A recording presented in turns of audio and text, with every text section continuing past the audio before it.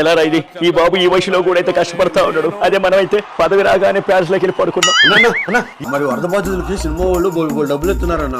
పవన్ కళ్యాణ్ గారు అయితే ఒక స్టేట్ కి ₹1,00,00,000 చొప్పున ఇచ్చాడనా. మళ్ళీ తర్వాత 4 కోట్లు ఎక్స్ట్రా కూడా ఇచ్చాడనా.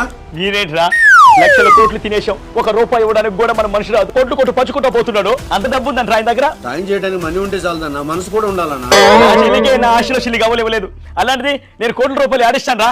నేను అన్న ఇవ్వకపోతే ఆ 11లో ఒక సీట్ కూడా రాదన్నా. ₹1,00,00,000 ఇవ్వాల్సిందేనన్నా. ప్రెస్ కూడా పిలిచానన్నా. నువ్వు రానా?